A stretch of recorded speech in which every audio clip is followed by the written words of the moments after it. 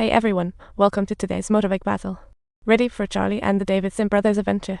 Meanwhile, a businessman named Charlie was captivated by the allure of Harley and wanted to hop on this fast train. Faced with this sudden opportunity, Davidson was so excited he could hardly contain himself.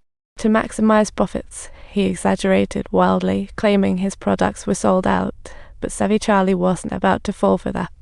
Harley Motor got its initial $1,000 funding, delighting the Davidson brothers as if they'd won a jackpot. Even the usually skeptical eldest brother caught the enthusiasm and joined his siblings in chasing dreams.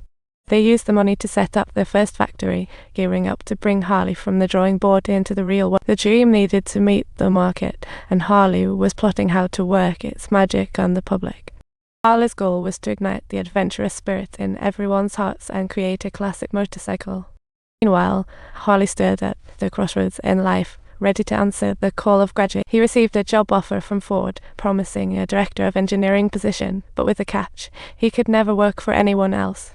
This meant his dreams, designs, and freedom would be forever locked behind Ford's walls, like a kid in a cage, feeling all sorts of ways about it.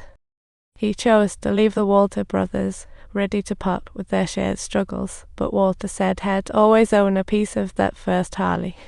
Those words left Harley feeling all mixed up, as if he were saying goodbye to his freedom. So he asked if he could buy the bike, thinking it might somehow keep their fading dream and freedom alive.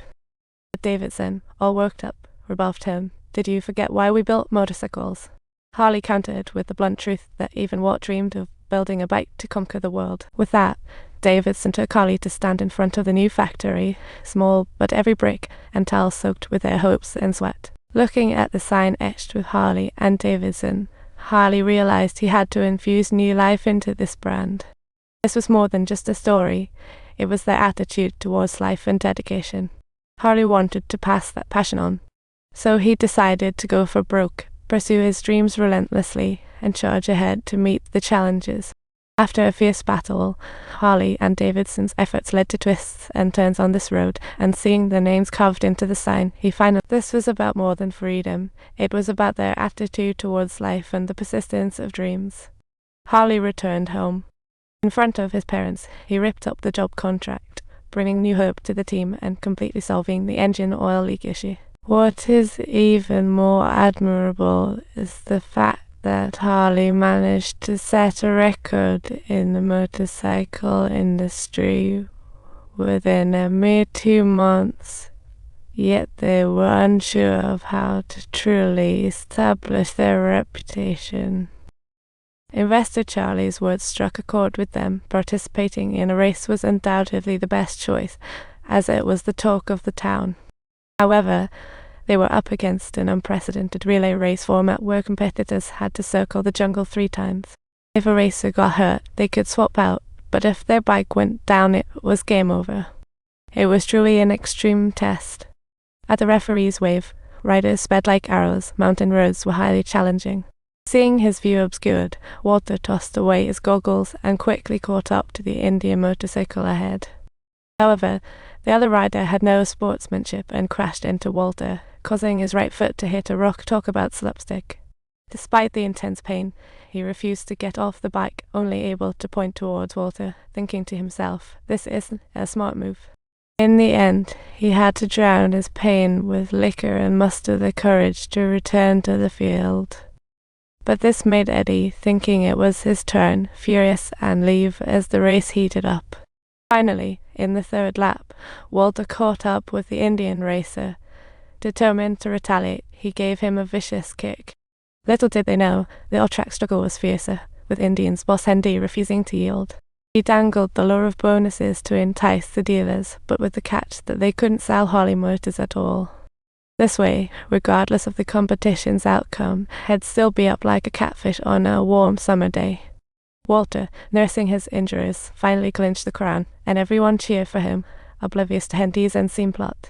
Charlie denounced injustice, enraging Walter, who instantly punched Hendy. While he let off steam, it made the dealers who supported them turn against them, leaving Walter bewildered.